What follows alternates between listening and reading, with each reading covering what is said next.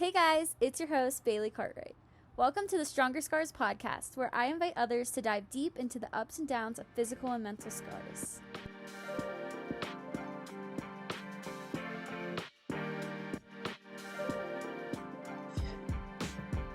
Hi everyone, welcome back to the 6th episode of the Stronger Scars podcast. I'm joined today with Kate O'Connor, who was on like a year ago, I guess, right? Yeah. And we talked on that episode. I remember we talked a lot about Kate just being one of the most supportive people, just always supporting, everybody, but specifically injured players. And she was a huge support system for me when I was going through my tough times. One of my best friends. I'm so excited to have her on here today. So Kate, say hello to everyone again. Hello. Thanks for having me back. I'm excited.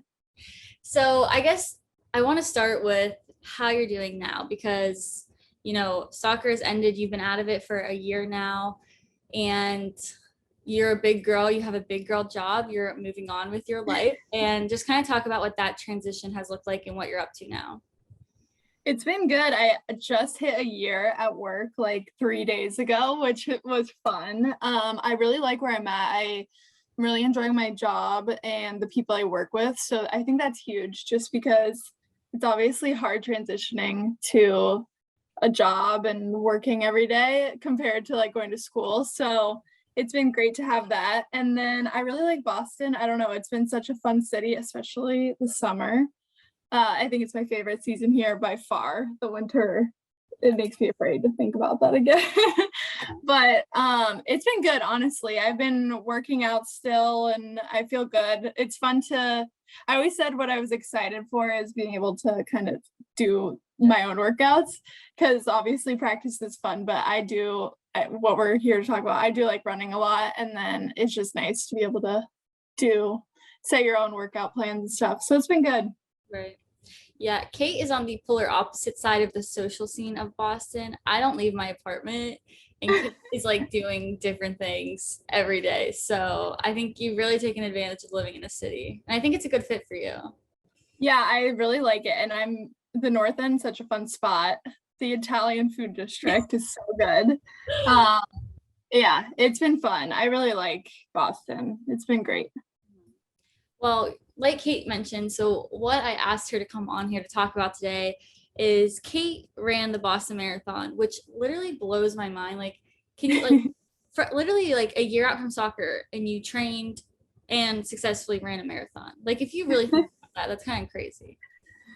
I like started running after soccer just to try to kind of stay in shape, and then I saw the rescheduled October Boston Marathon that was rescheduled from COVID, and it's seriously the coolest thing ever to watch. Like, there's the elite runners, which is very cool, and then there's like the wheelchair heats, which is so inspiring, and then there's just like normal people running, and it's so cool to see. And it was just like a very emotional day, so I was like, I have to do it. So let's kind of take it back. First and foremost, what made you decide? Obviously, you just said it was very cool to watch, but what made you decide, hey, I'm going to go run the marathon?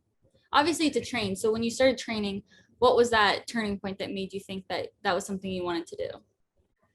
I think I was just getting super into running. Running's always really hard at first. Like, if you haven't been running for a while, like getting back into it is really, I think, very challenging. So I think I was at a point where I was kind of in the groove. So I was like, okay, maybe I can do this. Like, I can run a certain amount being fine and not dying. So I can slowly build on that. And then, yeah, when I saw the actual marathon, I was talking to my parents. I was like, I might do it 2023, like next April. And my dad's like, why wouldn't you just do it this April? I was like, you're right.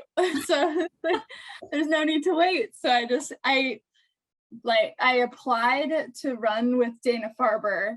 So when I applied, I kind of was like, it's still like up in the air. And then when they accepted me, I like went all in. I was like, okay, I'm doing it.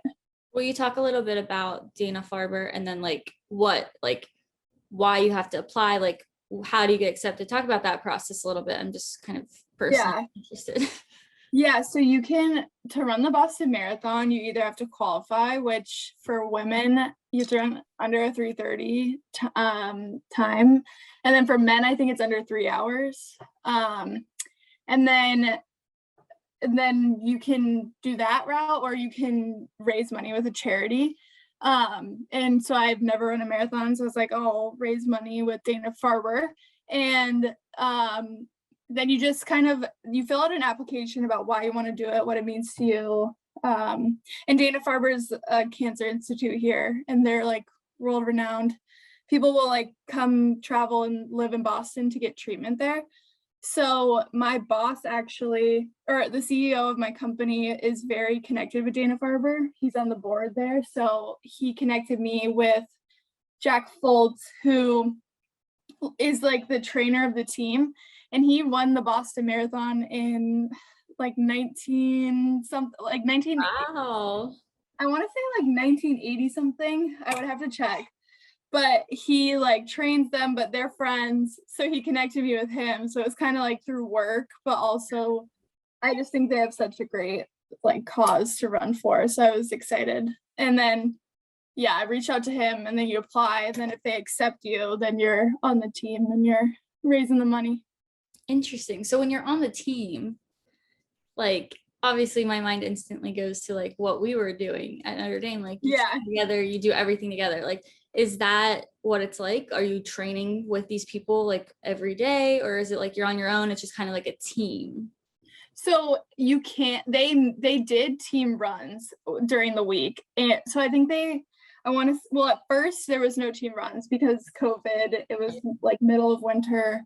And the cases were rising, and especially since it's a cancer institute, it didn't make sense to have them. So then they started doing more group runs, and so Saturdays were always the big mileage, so they always had a Saturday run. So you could go do it with the team, and it's cool because I only went to one. The only issue for me was it was kind of further away, and since I don't have a car, it would have been like an hour T ride out, and I had to be there at 7 a.m. So it was too like hard, but it is cool because they just segment you off in like your different paces, and then however far you're running that day. And so you just go with whatever group, which is cool. But it was cool they did the team runs, but I didn't, honestly, I wish I could have joined in more, but it was good. So I trained fully alone pretty much. Right. And that's kind of what I want to transition to, because I don't know how you would wake yourself up and be like, I'm going to go run 15 miles today. So let's start with talking about the progression you made. Like, so you decided you want to run a marathon. You were already into running, but you weren't running like those distances yet. So Yeah. how did you amp up to being able to run 23 miles? Like, how Well, did you? So Dana-Farber came out with a plan that we could follow, and you can choose easy, intermediate, or advanced runner. And I chose the difference between each of them is like if on Monday you run 5 miles, then like the intermediate might be like 5 to 7, and advanced might be 6 to 8 or something. Like there's ranges. So I chose intermediate just because I was just like a middle of the pack probably. So I would just follow that. And it was, for me, there's a lot more intense programs. I ran 4 days a week, and I didn't really do much speed work. I just kind of, on Tuesdays you could like go to a track and run speed workouts, but I just mostly ran, like if it was a 6 mile day, I would just run the 6 miles. But it starts like low. Not low, but it starts where obviously much lower than 20 miles and slowly builds week by week. So it's so helpful. You don't just like jump into it. And I don't think it increases more than like 10% a week, because I think you would just be injured if you were to like jump too much. Right. Interesting. And how far out did you start training from the marathon? 4 months, I think. That's it. Yeah, doesn't it not seem that long? And when you're in it, it feels like it's long because each week it's like, oh, I have this many miles or whatever, but it actually goes by so quickly. Wow, I can't believe that. I thought it was longer than that. That's like, you should be proud. Dang. Well, I think the first week started like you run Mondays were always 5. That was just like the baseline. So then it was like 5, and then Tuesday was like whatever 6, and then Thursday is 6, and then Saturday is 7, whatever. So it does start like if you hadn't been running at all, it would be hard to just kind of start. So I think some people might have done a little more just like building up to the first week. But yeah, it was the total plan they gave you was 4 months, I think, 4 to 5. And then did you notice like a bunch of people, you know, whether they were in your team or just other people you knew from the marathon, was this something that people have been doing, or like were there other newbies? Is that something that is encouraged? Like what was that kind of like?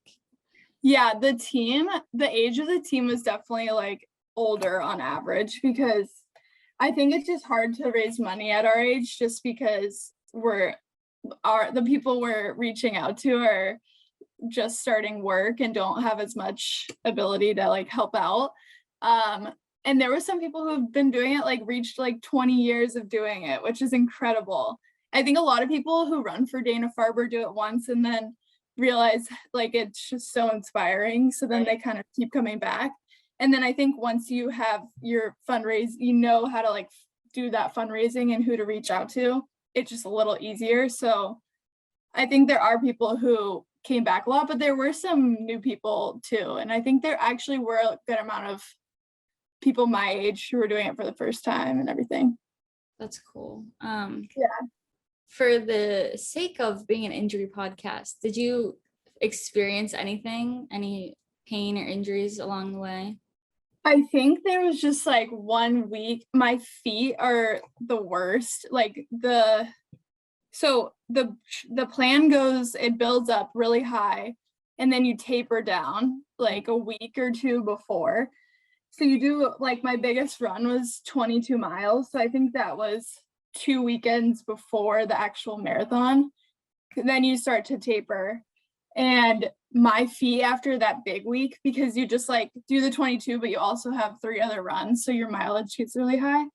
I just have really high arches and issues like with shoes and stuff. I need better inserts, but they were in like I was trying not to walk on them a lot because they were in like just so much pain, but it got better. I think I had the wrong shoes and stuff, and that actually is so important. Yeah. And it's crazy how often, like you should probably switch out your shoes every like 200 to 300 miles, which adds up really quickly when you're training. And I just didn't do that enough. So What I shoes think shoes did you use? I'm just curious.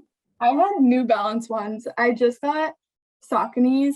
I like those better. Yeah, like they're better on my feet. Not Hoka. I feel like everyone's on the Hoka train. For some reason, they didn't feel good to me. Yeah. I don't know why. My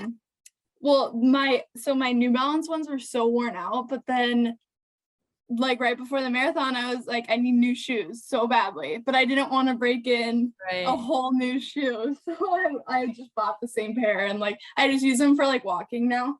But it was funny because I was like, I hate these shoes and I'm going to buy a full new pair before this. This was one of Nick's questions. Did you hit any walls during training? Like you were just like, I can't do this. I don't want to do this. Did you ever have that moment?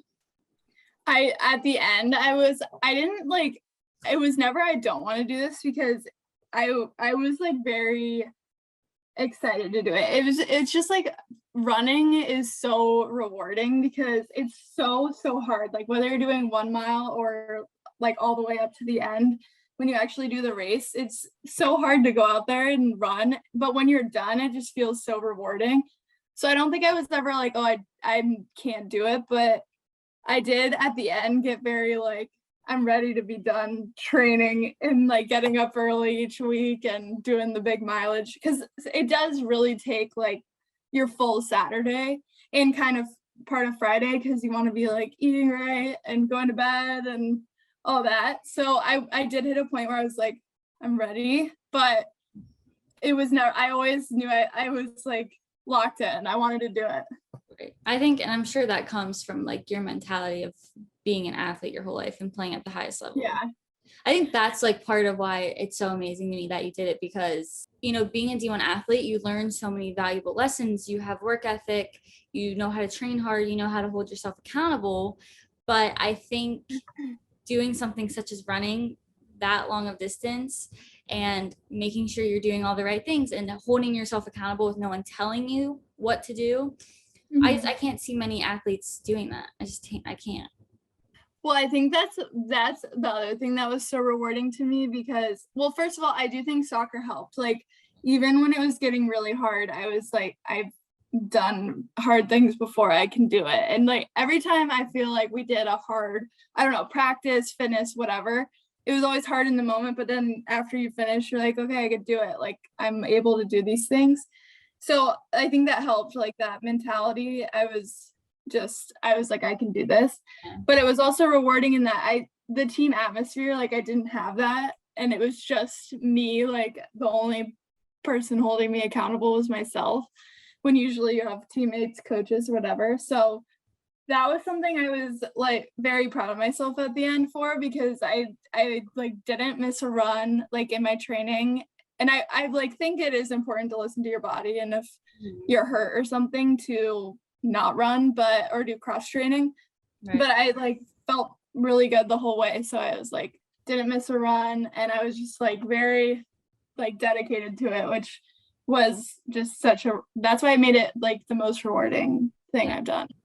Yeah, that's honestly, I thought, you know, having you on and talk about it, I personally am, I mean, like that to me, like especially after my leg troubles, like that would be the ultimate reward for me to be able to run a marathon one day. And so Nick and I were talking about it. I was like we should do that one day, and I want to learn more about it. And I feel like other people, especially like, you know, young people like ourselves, people who have played a sport at a high level, I think running a marathon would be that next level of success for one of them. So I thought it would be cool to have you on. Really, like one thing I'll say too, like even it would be really cool to train with someone. Like if you and Nick did it together, I think that's really cool, because that's even better. Yeah. Like you guys are like, if one of you is like, oh, I'm tired, you just like, we're doing it. So it's good. But when I was actually running the marathon, I got to mile like whatever 16 or something, and I was starting to like not feel great, which I was bummed about, because in some of my longer runs I felt good. But there was people around me that were running this marathon. Like I swear, this like very old man passed me at this point when I was like having these thoughts like, shoot, I'm getting really tired. And I was like, okay, look how many people around me are doing this, which I think is so inspiring, because doing a marathon is so hard, but then you look at how many people have done it and everyone who's doing it, and just like the different ages, body types, everything, it's like actually so inspiring. So I think that was also like a motivator in like the team aspect, that these people are doing it, I can do it too. Like it was cool. I think you would enjoy that part of it too. I mean too, like obviously you have to be in shape. It's not something you can go and do and not train for. I haven't done it, so I'm just speaking from what I would think, but I feel like a lot of it has got to be mental. Yeah, I think so. It's funny, the day of the actual course of Boston is actually really hilly, which I don't know if I didn't even expect that. I knew there was Heartbreak Hill because everyone talks about it, but I think from mile 16 to 21, I was like, it was very hilly. And most of my training runs were on a flat course. Like I don't really have hills necessarily where I live, so I didn't like go to a hilly area. And that's what I think killed me, because my hips were like so tight and I was like cramping up. But yeah, it is like such a cool thing to like see the different. I think it's cool, like also to travel around and do different ones if you want to do that someday. Just see the different courses, and you can go to like cool places and stuff. But yeah. Hi everyone, I wanted to take a minute out of this week's episode to say thank you to our sponsor, GT Performance. I know if I ever decide to run a marathon, and that is a big if, I'll be sure to contact GT Performance to get my mind and body right where they need to be. Just as Kate discusses her progression of running more miles, GT Performance lives by the philosophy of being greater than you were before. GT Performance is a sports performance center in Greensburg, Pennsylvania, where athletes come to sprint faster, jump higher, move quicker, and my favorite, stay healthier. They offer sports performance training and sports physical therapy to help athletes take their game to the next level. Check out their website at gtperformancecenter.com or shoot them a call or text at 724-277-6250 to learn how they can help. Again, thank you, GT Performance, so much for sponsoring today's episode, and I hope you guys enjoy the rest of the episode.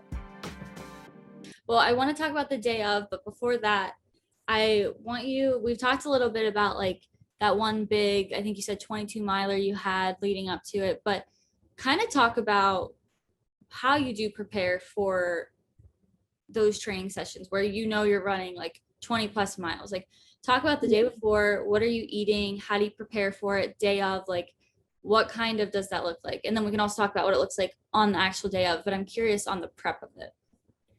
Okay, so this is one thing, if I could go back, I would change. I don't think I fueled enough. Like, I didn't eat enough, I don't think, because it is just crazy how much more food your body needs when you're running that much. And I just didn't I didn't take it seriously enough, I guess. But I don't know. We always do Friday like dinners out in the North End. So I would have like Italian food before, which it actually sat pretty well. Like, I didn't have any bad runs where I was like, oh my God, my stomach. But, well, that's not true. But not on like the big Saturdays. But I honestly was just drinking a lot of water. And then after, just trying to eat a lot to like refuel how many calories you burn. I was gonna say, not for the sake of like, oh yay, calories, but like, how many calories did you burn after a run like that? I'd have to look, but I feel like, so like if I do like 7, it'll be like 600 to 700 calories. Wow. So if you think about, like however much you eat a lot. That is. Yeah.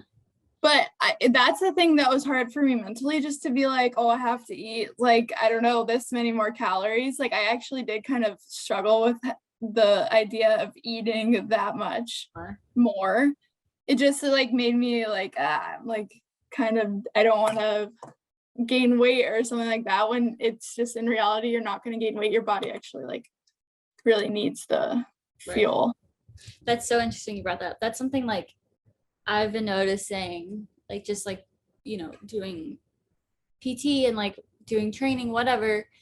I notice I'm like burning more calories and like I'm working out more, and I'm making sure I'm eating like more protein shakes and getting more calories in, and I feel better, and like my body's responding to it better, and I'm like, oh, like this is how it's supposed to work. Like, you don't have to eat, like you're fine. You're seeing less change when you eat less calories, Yeah, I know. It's actually crazy. Like, even there's Jack sent me some podcasts about like, there's people who think even like or like runners who just like lift for a day. Well, there's just like the idea that if you're skinnier, you're gonna run faster, which they were saying like to a certain extent, yes, but then it just like leads to injury and all that. And like when you're stronger, you can just like last so much longer and all that stuff. But they were just talking about like, even if you were to lift and you're a runner, like people think lifting, oh,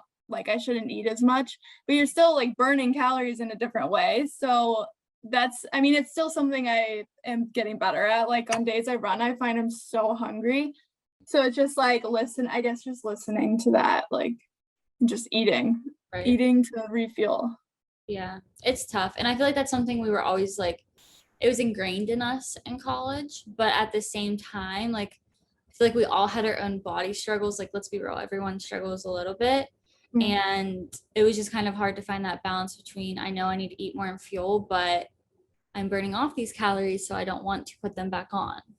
Yeah, it is such like a hard balance, but that's something I would go back and change for sure, because I don't know, I don't think you're supposed to. I was just more tired after these runs, and obviously they're big runs, but I think if you are feeling correctly, you should be able to like go through your day and not be super tired and feeling just like kind of blah. So I think that's something I would have changed. Yeah.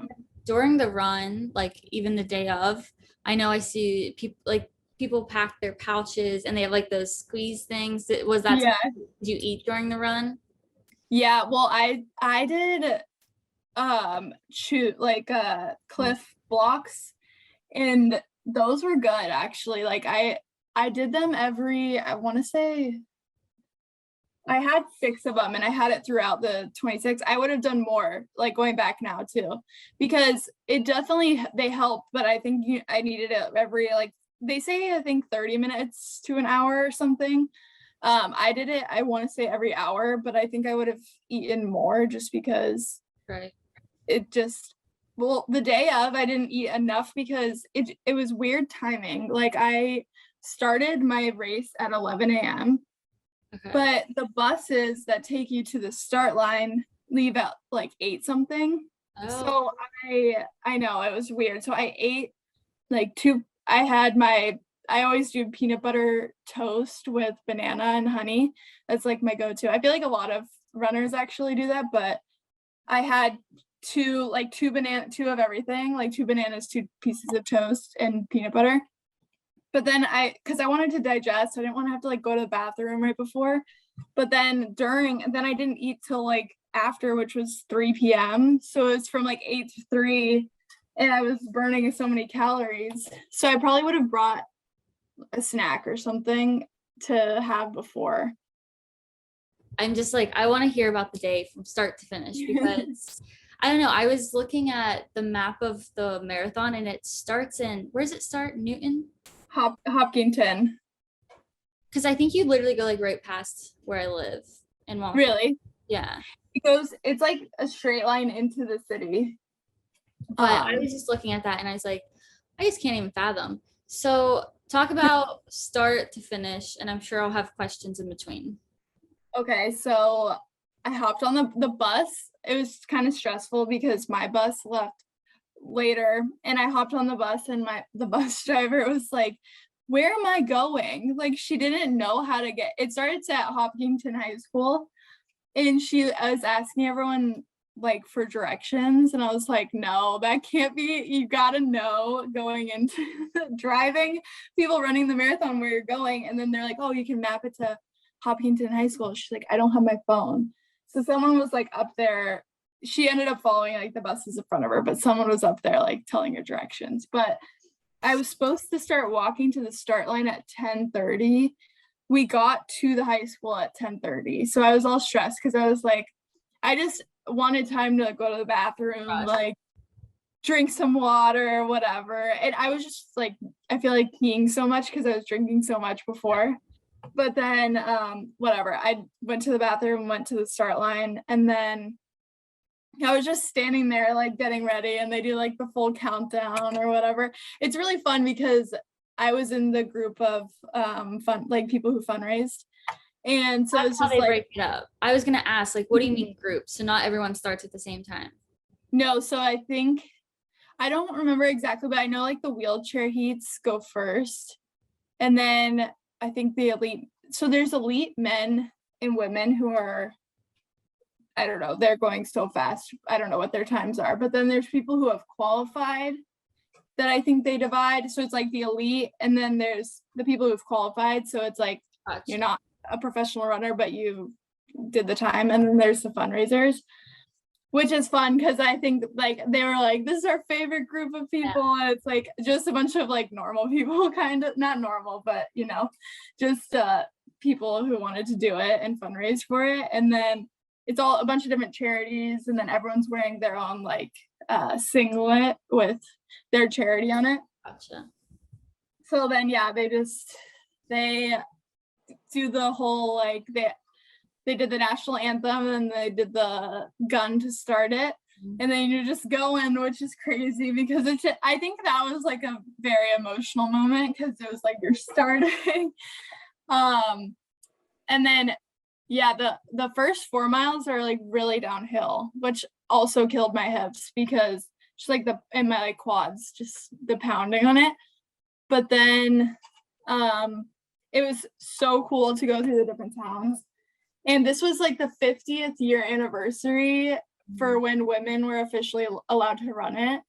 And it was cool because there was stories about like some women who wanted to run it when it was men only, and they would just like hop in I saw and just yeah, which was kind of cool. And they like then they officially allowed them 50 years ago, which was cool. And it was like remembering that. So there were some giant signs like go women like 50 years, which is cool. And then Wellesley, which is supposed to be like one of the nice suburbs, had the most porta potties, which I thought was funny. Like they had so many.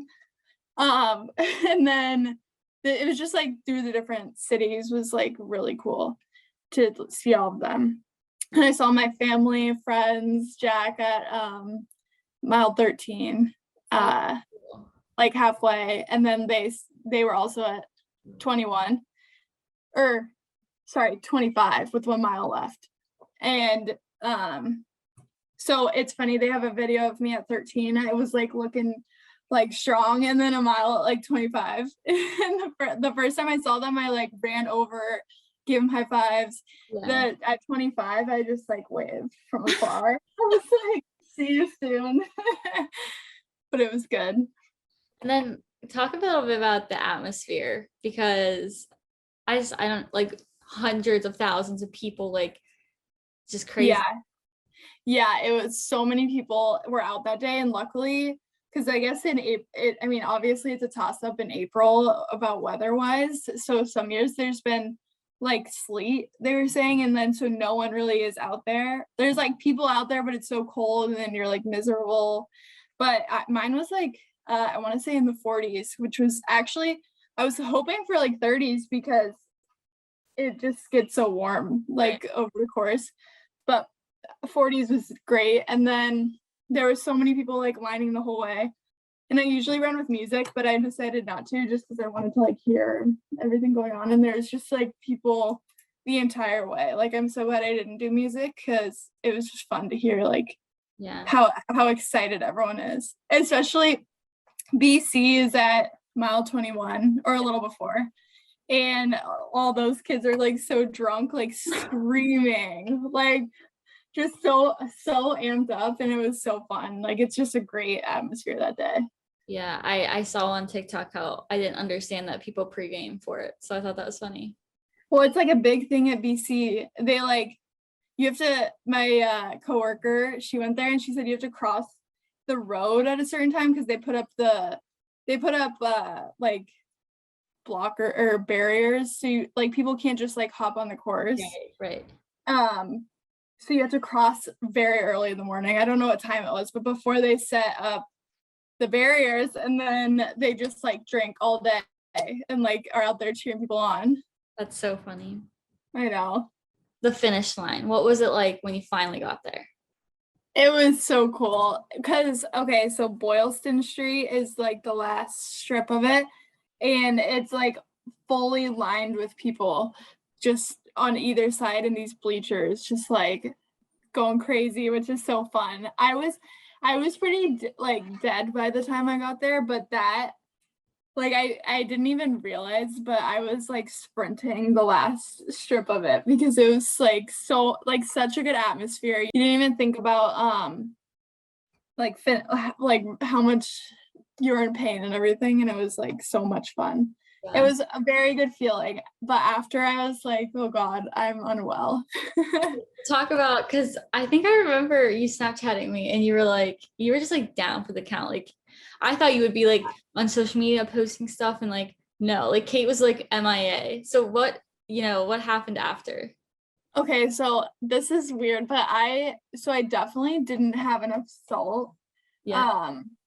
So I like finished. So the whole, like, I swear from like 16 to 26, I felt like I had to pee so badly. Like I stopped 4 or 5 times to go to the bathroom, and I could not, like, nothing, couldn't pee.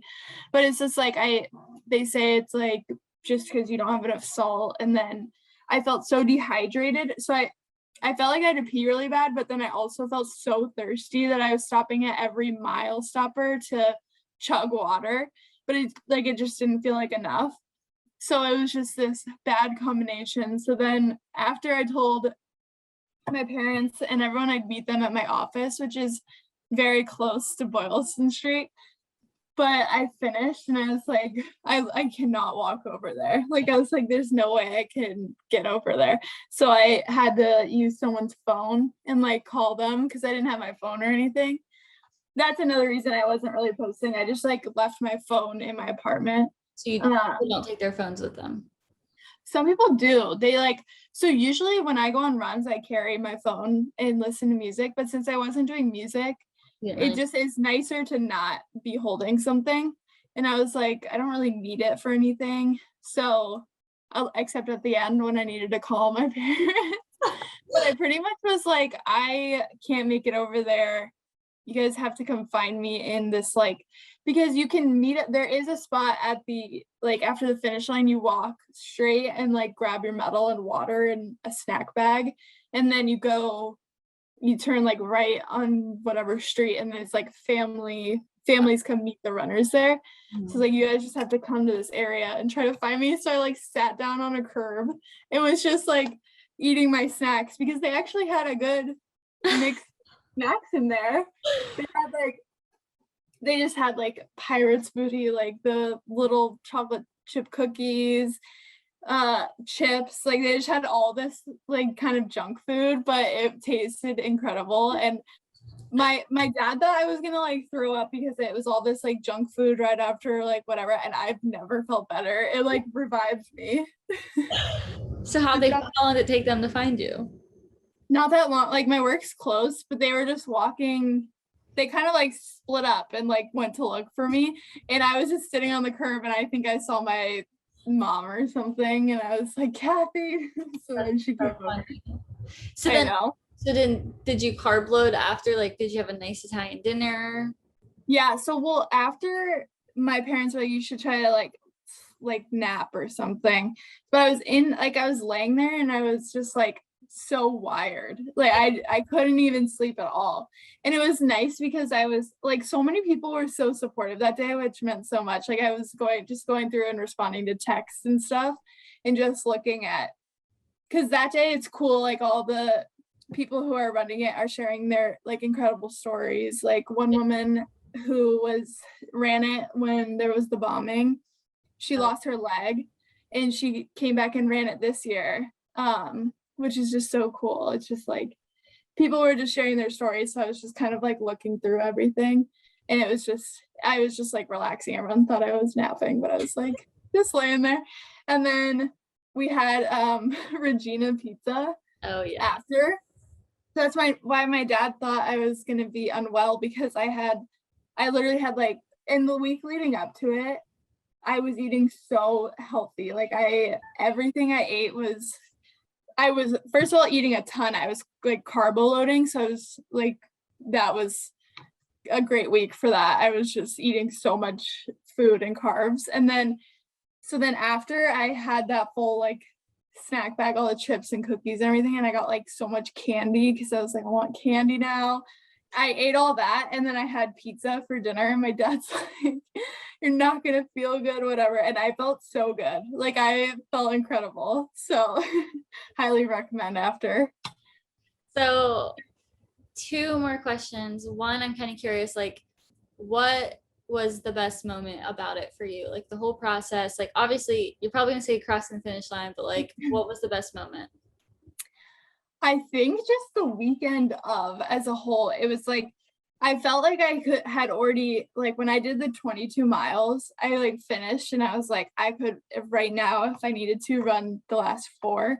So I felt like I've completed my training, and the weekend was just like a full on celebration. I felt like of everything you like worked it up to. Like there was the expo day, you go get your bib number and you go buy all your marathon gear and stuff and your jacket and everything. And then I think the day of was like incredible. It was just like seeing the different cities and like finally actually doing it. And the start line, I guess I would say the start line. My uncle said he's run a bunch of marathons. He texted me before. He's like, I always find the start line to be more emotional than the finish, because you're like there and you're waiting to start and you're just like, wow, it actually is happening. So I think that was I guess, probably the best part of it all. But I think just like the whole celebrating, like everything you put in was so fun. Right.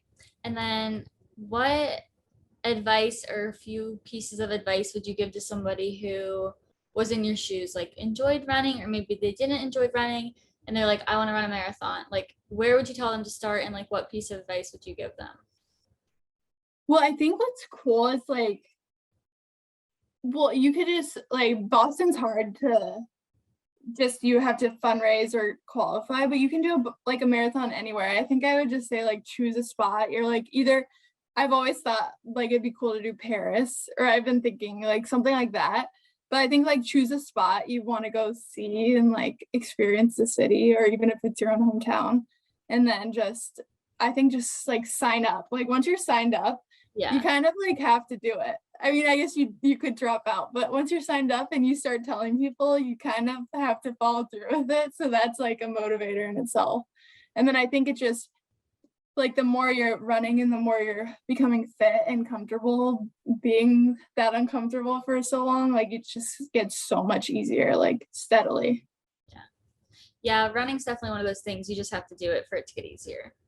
I know. I keep like people are like, I could never. I'm like, so many people are like, I could never run a marathon. I'm like, yes, you could. Like, you definitely. I think really anyone can do it. Like, it's just a process of getting over like starting up with the running and building up that mileage and stuff. I have another logistical question because I'm just like so curious. Do you, it's normal to walk during it, correct? You're not running. Like, did you walk at all? The only time I like walked was when I was drinking water. Interesting. So I my goal was to run the whole thing. Right. But like running while drinking water is just like Oh, yeah. logistically doesn't make sense. So I would just like grab my water and then drink it. And then it's crazy. Like there's so many volunteers to help clean up, which is great because people like take their water and then just like throw it because yeah, there's What's not it really supposed to like do? Yeah. so yeah, I would just like take a sip or two and then throw it and then just start running again. But that started to get hard at the end because I'm like, oh, I'm like kind of stopped right now. I don't want to keep going. But no, my goal was to run it all. So I there were people who were walking and Yeah. I don't think that's uncommon. But And then if you want to share, I have no idea what a good time is, but what was your time? 3:51 was my I official time. good. So it's funny, I went into it, I was like, because I feel like with like soccer and everything, I always put so much pressure on myself. And there, I mean, there is just a lot of pressure in general. So I was like, this is just gonna be like me not setting a pace for myself. I'm not Yeah. gonna do any of that. And then as like I started, you just get better. Like the more you're running, you just like your paces start to get faster. So it's like, okay, I'm gonna set my goal, break 4 hours. So Oh, well, I that's just set it. Yeah, that seems I fun. know. I would eventually try to I've always thought like it well, not always, but like after this, I think it'd be cool to try to qualify. But like so the cutoff is 3:30. So I was like 20 minutes off, which is actually a good amount off with Close. You're close. I feel like that's doable. I would have to run like I think a flatter course. Like I don't think I'd be able to qualify on Boston like on the Boston course for Boston. So I think I'd try to run a flatter course, but that's just like a whole new thing because you got to do the speed workouts and you got to So do. for qualify, you have to qualify at an actual marathon. Yeah, so Okay. there's yeah, so like if I were to try to run Boston without ever running one, you can't you have to fundraise the Gotcha. first Gotcha. and then or you could there's like a bunch of different courses that Boston accepts as like a qualifying course. Okay. I mean, you can qualify for Boston on Boston, but it's just like really hilly, so I don't think I'd be like as likely to do that. But we'll see. I was thinking about doing it this like the Philly Marathon or something. I was like, no, I'll take a longer break. So yeah, I'm my last and final question. What's next for Kate O'Connor? Are you gonna continue? Are you gonna like gonna be a marathon fiend? Like what's going on?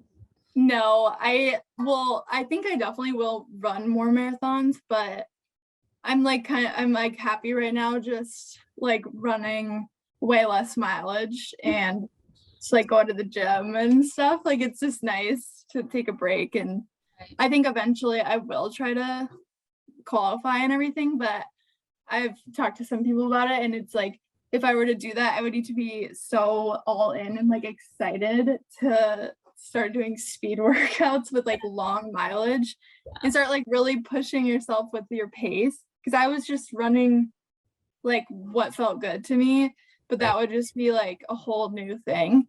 Yeah. So I'm not like mentally there yet to be able to like, I want to be excited about it for it to actually, and then I think it would be much easier to make it happen. But I think so that's a great mentality to have. yeah. I respect that. Like if you're not fully enjoying it and excited about it, then like you don't need to be doing it. Yeah, and there's no like rush for me to do it right now. Like I have time, I think. So I just was like the beginning of July is when I would have had to start training for the Philly marathon if I were to do it. And I was debating the whole time like leading up to it, and then July came and I was just like I'm just like not there. So I'm pushing it off. Good for you. Thanks for coming on. Like honestly, like I was just so interested and I was so proud of you, and I think it's so awesome what you did. So I wanted to share that because I don't think many people can say that the year after they graduate they went and ran a marathon. So I think you should be really proud of yourself. Thank you. It was really fun. Like it was just an incredible. Oh, I guess the one thing I will say is fundraising was a very like rewarding part of it. Like I think if anyone's thinking about doing that, it just like I always felt so awkward like posting on social media and being like, but it is also really, it feels really good when people show up and support you and like donate, and it's all going to like an incredible cause. And like I ran in honor of this like little girl and everything, and it's just like there's so many like that just added even so much more to my experience than even if I were to just like go do it. So I would say like that was really cool. Well, I will in the show notes I will link Dana-Farber just because I want people to be able to look that up, and then I will post some pictures of Kate in the marathon. Yeah, thanks again, and thank you guys for listening. I hope you enjoyed. Thanks.